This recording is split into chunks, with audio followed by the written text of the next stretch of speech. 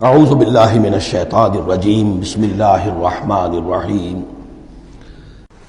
ایمان کے سلسلے میں جو باتیں سورہ حدید میں آئی تھیں، اب یہ پوری سورت، وہاں جو آیا تھا قتال اور جہاد اور حدید، یہ ساری چیزیں آئی تھیں نا، انزلنا الحدید اور انبیاء کی بعثت کا مقصد، وہ سارا مضمون سورہ صف میں آ چکا ہے۔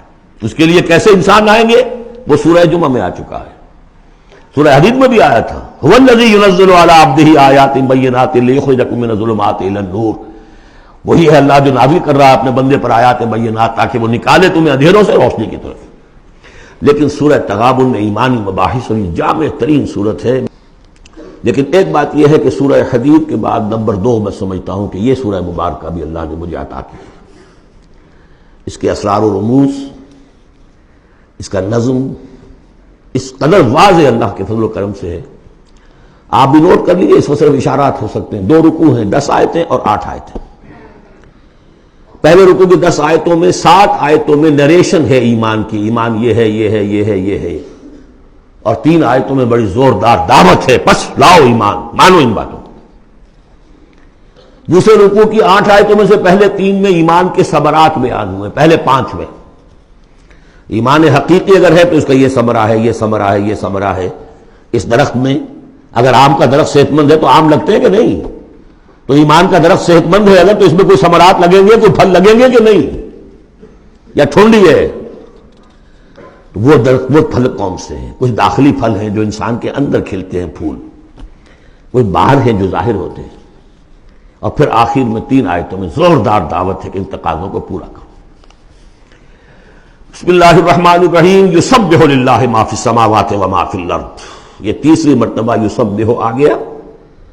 ایک مرتبہ سورہ جمعہ میں، ایک مرتبہ سورہ حشر میں آ چکا تھا، یسبح لہ ما فی السماوات والارض، وما فی کے تکرار کے بغیر، دوسری مرتبہ سورہ جمعہ کے شروع میں، تیسری مرتبہ یہ تغابن۔ لہ الملک و لہ الحمد، اب یہ ساری چیزیں آ چکی ہیں سورہ حدید کے اندر۔ بادشاہی بھی اسی کی ہے، حمد بھی اسی کے لیے، وَهُوَ عَلَىٰ كُلِّ شَيْءٍ قَدِيرٌ، وہ ہر چیز پر قادر ہے۔ هُوَ الَّذِي خَلَقَكُمْ، اسی نے تمہیں بنایا ہے نا، فَمِنْكُمْ كَافِرٌ وَمِنْكُمْ مُؤْمِنٌ، تو کتنی عجیب بات ہے کہ تم میں سے کوئی مومن ہے کوئی کافر ہے۔ بنانے والا تو سب کا ایک ہے، سب کو مومن ہونا چاہیے، سب کو اس کا شکر گزار ہونا چاہیے، سب کو اس کے سامنے جھکنا چاہیے، لیکن واقعہ یہی ہے، هُوَ الَّذِي خَلَقَكُمْ، اس نے بنایا تم سب کو۔ فَمِنْكُمْ كَافِرٌ وَمِنْكُمْ مُؤْمِنٌ وَاللَّهُ بِمَا تَعْمَلُونَ بَصِيرٌ، اور جو کچھ تم کر رہے ہو اللہ دیکھ رہا ہے۔ اس میں بڑا ایک یوں سمجھیے کہ بڑی دھمکی ہے، اللہ دیکھ رہا ہے، یعنی یہ کہ جو بھی اس کی مخلوق میں سے اس کا کفر کرے پھر اس کے ساتھ وہ نمٹے گا اس سے۔ وَاللَّهُ بِمَا تَعْمَلُونَ بَصِيرٌ، ہم تمہیں دیکھ رہے ہیں، تمہاری حرکتیں ہماری نگاہ میں ہیں۔ کیا مطلب ہوتا ہے اس کا؟ خلق السماوات والارض بالحق، اس نے آسمان اور زمین پیدا کیے ہیں ایک پرپس کے ساتھ، باطل نہیں ہے یہ تخلیق، عبث نہیں ہے یہ تخلیق، حق کے ساتھ، با مقصد با نتیجہ، اور خاص طور پر تم اس کی کریشن کا کلائمیکس، وَصَوَّرَكُمْ فَأَحْسَنَ صُوَرَكُمْ، اور تمہاری جو نقشہ کشی کی ہے تو کتنی عمدہ کی ہے۔ انسان کا جسم، اس کا اریکٹ پوسچر، پھر کس طریقے سے جو اس میں جنسیں بنائی گئی ہیں، کس قدر کامل ہم آہنگی ہوتی ہے، پھر چہرے پہ جو نقش و نگار ہے، ایک ایک چیز پر غور کرو۔ فَصَوَّرَكُمْ وَأَحْسَنَ صُوَرَكُمْ، بہترین صورت بنائی تمہاری۔ وَإِلَيْهِ الْمَصِيرُ، اسی کی طرف لوٹ کر بھی آنا ہے۔ یہ سب کچھ بنا کر ایسے نہیں چھوڑ دیا تمہیں، تم اتنی گھٹیا شے نہیں ہو کہ بس اٹھا کے پھینک دی، نہ کھلونا ہو کہ کھیلے اور بس اس کے بعد جی اگتا گیا۔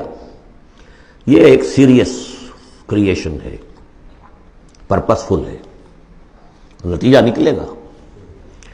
اب دیکھیے ایک آیت میں جمع کیا ہے وہ تمام جو ایمانیات، ایمان بالعلم، علم خداوندی کا جو ایمان ہمارا ہونا چاہیے۔ آپ کو کئی کئی آیتوں میں ملے گا قرآن میں بہت سے مقامات پر، یہاں ایک میں 3 ڈائمنشنز دی ہیں۔ یعلم ما فی السماوات والارض، ایک ڈائمنشن، وہ جانتا ہے جو کچھ آسمان میں ہے جو کچھ زمین میں ہے۔ کیا باقی رہ گیا؟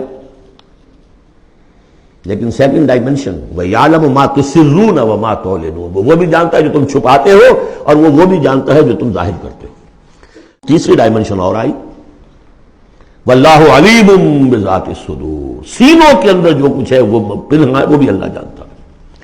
میں کافی عرصے تک متردد رہا کہ یہ تو پھر تکرار ہو گئی، جو کچھ ہم چھپاتے ہیں وہی ہمارے سینے میں ہے نا، اور تکرار محض کلام کا عیب ہے۔ یقیناً یہاں کوئی اور بات ہونی چاہیے۔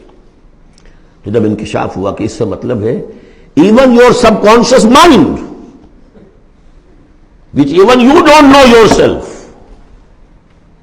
what is lurking in the subconscious mind، تمہارے تحت الشعور کے اندر جو طوفان اٹھتے رہتے ہیں اللہ تو ہم سے بھی واقف ہے۔ He knows you through and through، وہ تمہارے جین سے واقف ہے۔ هو عالم بكم اذ انتم اجنۃ فی بطون امہاتکم، اپنی ماؤں کے پیٹ میں جنین کی شکل میں تھے، اللہ تب بھی جانتا تھا تمہیں، تو وہ تو تمہارے سب کانشیس مائنڈ، تم نہیں بات جانتے نہیں، تمہیں نہیں معلوم، تم بسا اوقات دھوکہ کھا جاتے ہو، تمہارا تحت الشعور جو ہے وہ تمہیں دھوکہ دیتا ہے، لیکن اللہ اس سے بھی واقف ہے۔ صدق اللہ العظیم۔